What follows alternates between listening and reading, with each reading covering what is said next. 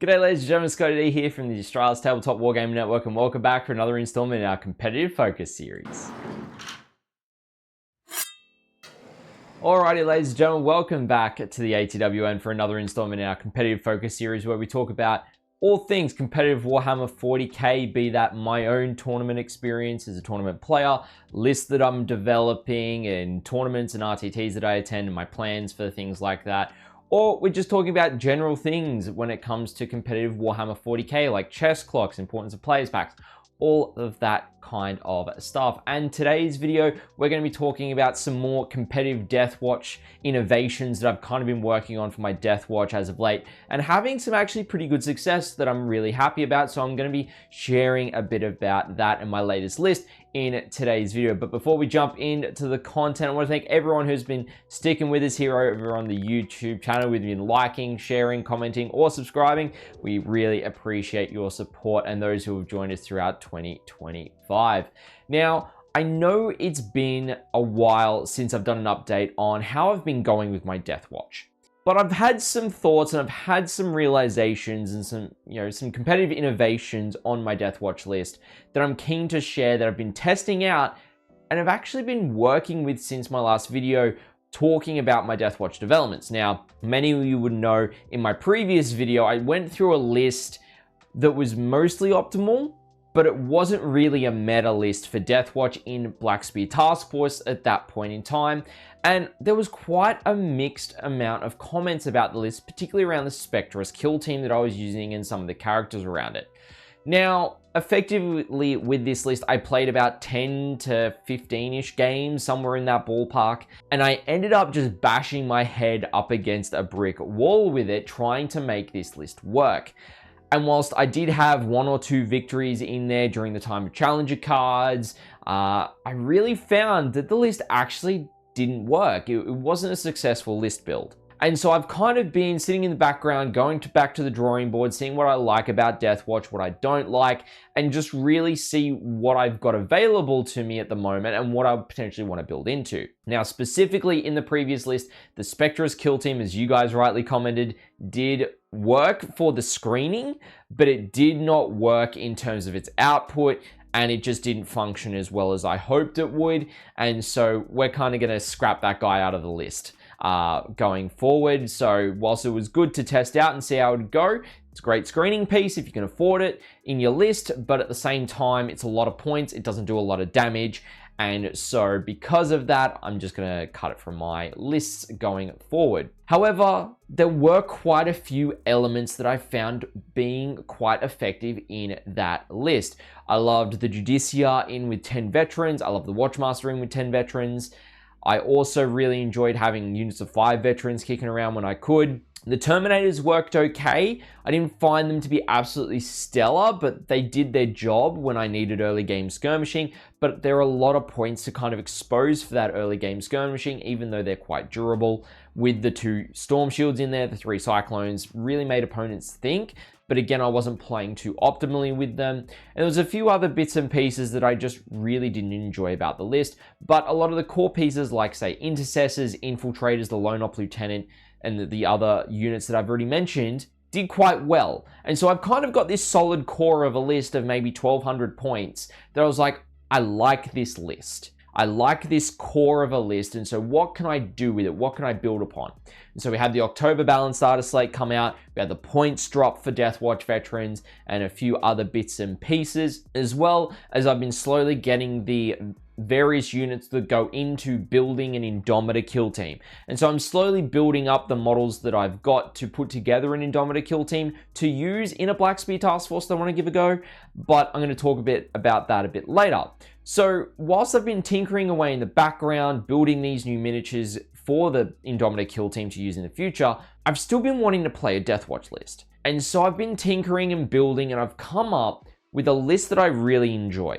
And I've played it a couple of times already, and I really like its playstyle because it harkens back to the playstyle that I've kind of done a couple of times throughout 10th with the Gladius Task Force instead of Black Spear. And so I've pivoted into running a Gladius Deathwatch army list. Now, I want to run you through the list real quick, and I'm going to have it, the various units show up on screen for you guys, so you're going to be able to see what I'm actually using. It's very similar to the core of the Black Spear Task Force list, just a bit different with some other game pieces thrown in that actually really cover off a lot of the areas that the old list struggled with. And so we've got the Watchmaster in there, who's my Warlord. I had an extra 10 points in the list, so I threw Artificer Armor on him, so he does have a 5-up Feel No Pain, as well as a 2-up Armor Save, 4-up Invulnerable Save, which is really solid.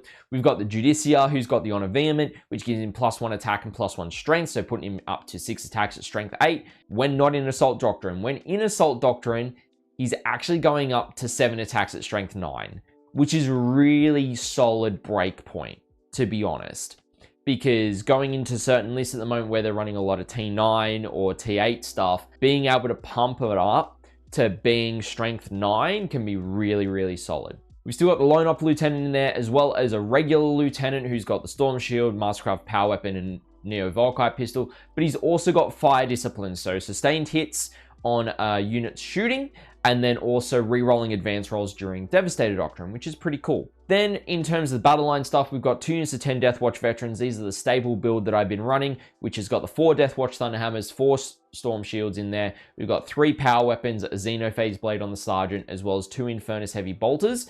And then we've got a 5-man unit of Deathwatch veterans as well, that is half of that basically. So 2 Deathwatch Hammers, 2 Storm Shields, 1 Power Weapon, 1 Xenophase Blade, and an Infernus Heavy Bolter. I've then got 5 intercessors in the list as well, really staple in Marines, being able to stick your objective, move on, advance and shoot, because they've got assault on their bolters, which is really nice, so they can get quite far to where you need them to be, put a lot of shots down range with 20 shots just out of the 5-man, which is really strong, so really happy about that. In terms of other units, this is kind of where I've started to pack out the rest of the list with some other stuff. And so I've got 3 Devastator Centurions with twin las cannons and missile launchers. Now, I really tossed up between going the grav cannons over the las cannons, but I found that going with the las cannons really does provide a lot of threat. They don't need a lot of support. They don't need oath support in this list. So, you know, they're able to kind of do what they need to do, shoot at what they want to shoot, and move on. They've got reroll 1 space, rerolls if you're sitting on an objective, and they've got twin length on the las cannons. Really, really good unit to just pack a lot of anti-tank punch. And the missile launchers can do a lot of damage into larger units of miniatures as well, being strength 9, -2 D3 damage, which can just absolutely annihilate because they're blast as well with D3 shots each. So if you've got a unit of 10 guys, they're 3D3 plus 6 shots. That's just to start. Then we've got 5 infiltrators. They've obviously got the fixings with the Helix Gauntlet comms array, so the Feel No Pain and CP regaining if you spend for them, which if you're spending for them, things probably aren't going super well, to be fair. Then I've taken 10 Stern Guard veterans. If you guys have been around for a long time, you know I love my Stern Guard vets. Power Fist on the Sergeant with just old bolt rifles. Now, I'm going to consider potentially testing out 2 heavy bolters. I'm going to think on it, see what it does mathematically, and see if we go from there and throw them in the list. But at this point, we're just running bolt rifles. Really love Stern Guard, always have. I love the fact where you put the Fire Discipline Lieutenant in with them, so you've got lethal hits, then sustained hits. They're constantly able to fall back, shoot, and charge.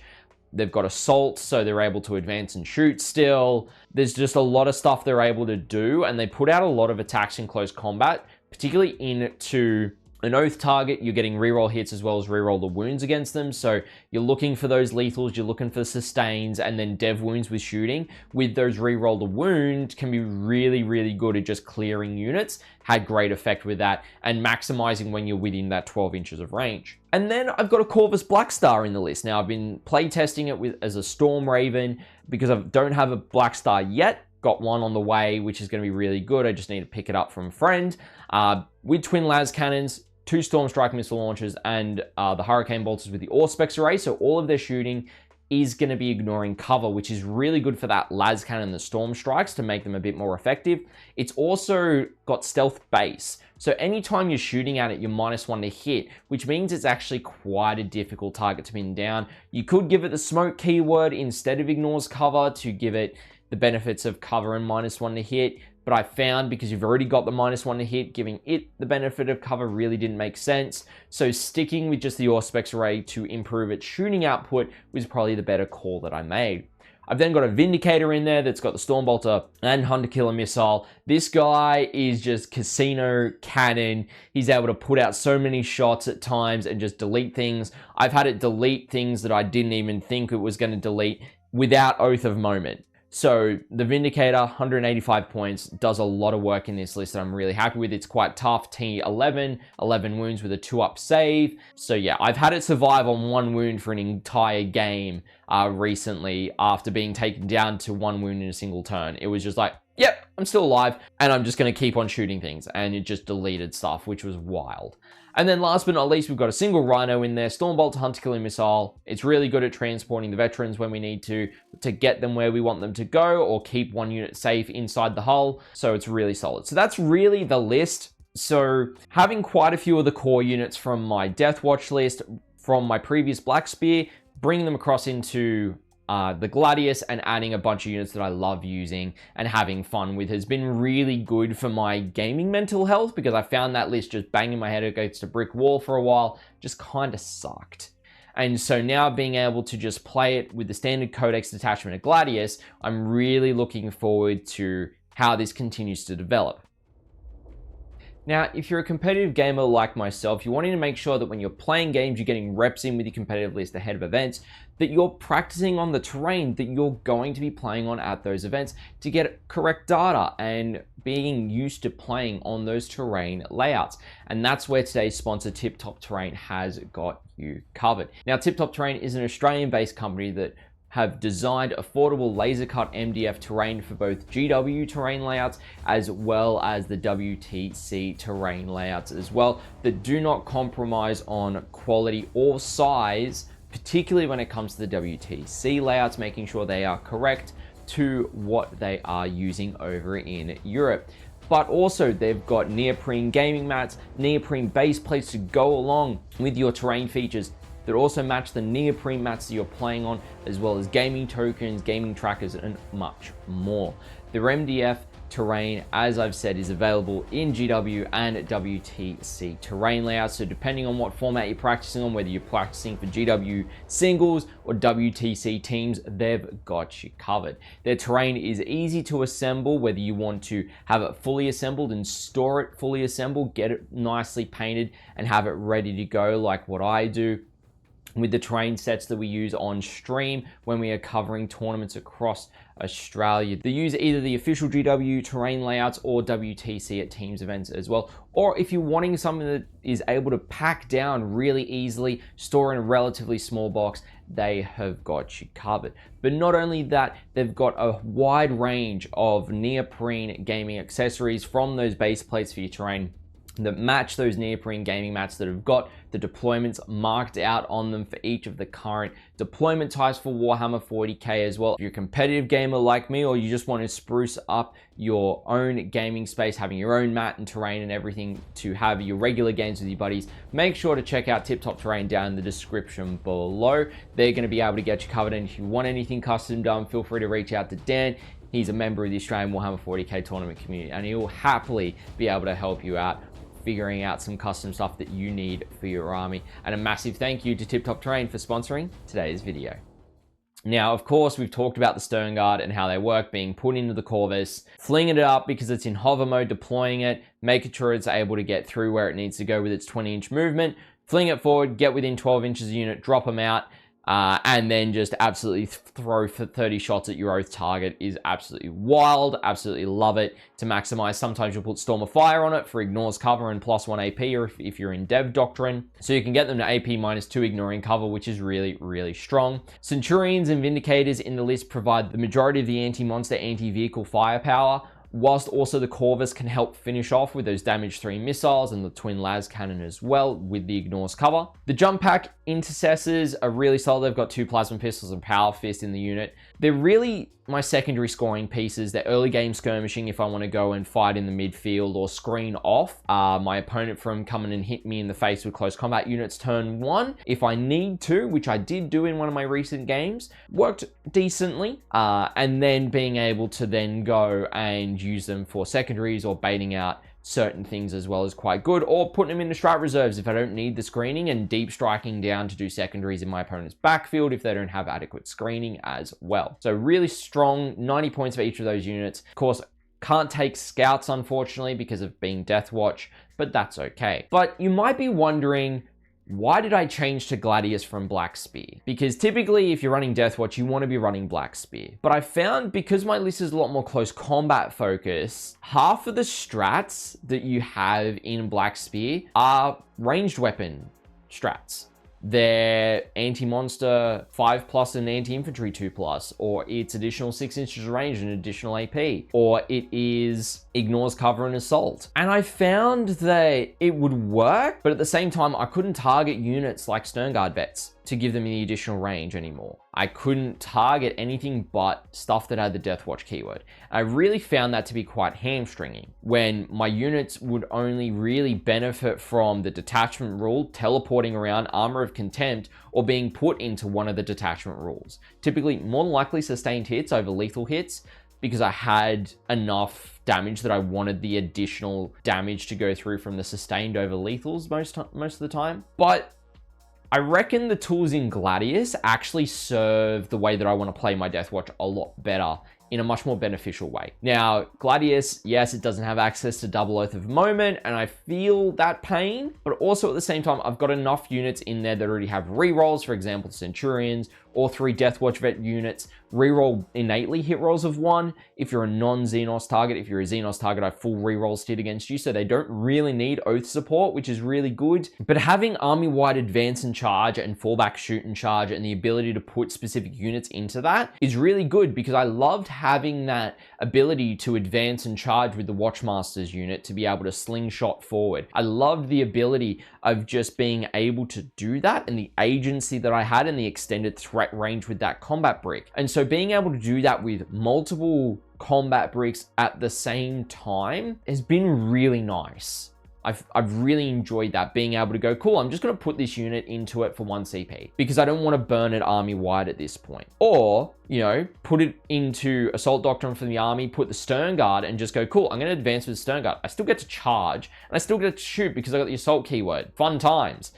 Really amplifies what that unit can do. So there's a lot of good things about the doctrines that really do help various units in this army. Now, in addition to that, having access to both Fight on Death and Lance, particularly for the 2 Deathwatch combat bricks of 10 mans, really amps up their damage significantly, because it means the Fight on Death, I can make it 1 CP for the Watchmaster's unit. Means that, cool, if I go into something that's fights first, I pop this, sure, you might fight me and you might kill me, but I get to swing into you on death because I haven't fought yet. And then whoever's left alive then gets to fight. And so it's like, cool, I'm just going to try and survive here. Whatever survives gets to fight, but whatever dies, if the full unit dies, I'm fully swinging into you with the entire unit, which means I might trade up, I might not. It's one of those things, but the Fight on Death is a good thing to have in the back pocket. The Lance with the additional AP during Assault Doctrine really makes the Thunderhammers sing, because it takes them from being wounding Chaos Knights and Imperial Knights on 5s, because they're T11, or Armigers on 3s, can take it to wounding Armigers on 2s and wounding Big Knights on 4s, which means that you're able to really get through a lot more damage reliably because you've got that +1 to wound with Lance. More often than not, if you're in combat and you survive against a Knight, the following turn, you're probably going to activate Tactical to fall back, shoot and charge. So you go back in, fight first again, and then you can pop Lance again. Even though you're not going to be in the extra AP for Assault Doctrine, you're going to be able to get in that +1 to wound still, which is really, really strong. And it gives you potential to not only trade up, but be a lot more efficient with your trading pieces as well. The good thing about having both the Ignores Cover Storm of Fire and the Lance strat in Gladius that I'm forgetting the name of off the top of my head, because when you've got those various doctrines active, you can get an additional AP to improve your output. So putting the Sternguard, for example, to AP -2 ignoring cover. Heck, putting the Centurions to AP -4 ignoring cover against something that doesn't have an invuln, more than likely is going to strip their armor save unless it's a 2+, where they're only then going to have 6+ saves, which is really strong. And then in combat, you can really amplify your attacks up to AP3 in this list, which can really force through a lot of damage or force it onto invulnerable saves. Maybe they've got a weaker invulnerable save of a 5+ instead of a 4+, and they've got a 3-up save. So then your close combat weapons that might be on the AP1 or AP0 are pushing them towards their invuln. The rest of your weapons are probably going to as well, but it depends on the target you go into. And whilst that's good about the Gladius Task Force having a lot more tools, there are a few things I'll miss from Black Spear, like site-to-site teleportation, just being able to shunt stuff around wherever I need it to, in terms of like teleporting mobility. But I get a lot more mobility from the Doctrines being able to advance and charge, advance and shoot, fallback, shoot and charge, and various other units that have those abilities already built in as well. Now, in terms of goals, when it comes to this list, very similar to the previous goals that I had of the past Deathwatch list, which I actually think is going to be a lot more attainable with these guys, is that in my games, and I've already been able to get quite close to this, my goal is to score as close to, if not above, 30 points for both my primary and my secondaries every game. And so far, I've been able to actually achieve that within like 2 to 3 points of each during both of the games that I've played with this list so far. I'm going to continue getting reps because obviously if I'm able to get over 70 points with Battle Ready, that's quite a consistent score, which is really good. I'm really enjoying that. I'm really wanting attaining that. I'm loving this list. I'm loving how it plays. And despite having lost those 2 games, I'm able to look at it and go, actually, no, I scored really well with this list. I'm really happy with how I played it. I'm really happy with, I know what I could have done better, could have been a bit more aggressive in one of my games. The other one, just dice didn't go my way and I just got outscored, and that happens sometimes. So yeah, basically this list, I'm wanting to play at some RTTs, hopefully in the new season with this one, really start to get the reps in on the Deathwatch, get some ITC points on the board, because I haven't really done that for a hot while. I'm keen this season to be able to do that as well, just consistently scoring the 70 points as best as I can, which does mean that I need to get back to painting the Deathwatch, which in between doing all the other units of painting that I am doing, I need to finish off 5 Deathwatch veterans. I need to finish off the Rhino. I need to get this Corvus Blackstar and paint it up the way that I want to paint it up. Also need to do a whole bunch of weapon options for the Deathwatch guys as well, getting them up to speed as well, in addition to doing everything else that I'm painting for the independent characters, hobby progress challenge, and such as well. So really, that's kind of where I'm at with my Deathwatch list, which I'm really excited about. I'm loving this build, and I know that you guys, typically when I've done Deathwatch content, the Deathwatch community is very vocal about what's good, what's not, and I would love your feedback. If you have any thoughts on this list, let me know down in the comments below. Also, if you enjoyed this video, feel free to hit with a like. If you want to share it with your friends to see some different innovations for Deathwatch, if they're newer Deathwatch players, feel free to do so as well. If you're not already subscribed here at the ATWN, make sure to hit that subscribe button, turn on that notification bell so you're notified as to when we are releasing more content here on the network. I hope you guys have enjoyed today's video as well. If you do want to catch us on a weekly basis, we do stream over on Twitch most weeks, where we do hobbying sessions, or we might have tournament previews for tournament coverage we do here over on the YouTube channel as well. And I want to give a massive shout out to everyone who has been financially supporting us here at the ATWN as of late. Your financial support is greatly appreciated, and I'm always thankful for you guys, because you guys help us cover our costs and invest in making sure that we've got everything we need to continue making great content for you and improve our tournament coverage quality as well. And also make sure to go check out Tip Top Terrain. They're our channel sponsor. They do great MDF terrain, gaming mats, and accessories. Check them out. Links are in the description below. Make sure to say g'day to Dan if you see him at any tournaments as well. Great Australian company who supports the Australian Warhammer 40k tournament scene as well. But ladies and gentlemen, I've been ScottyD. I hope you've enjoyed today's video, and I'll catch you in the next one.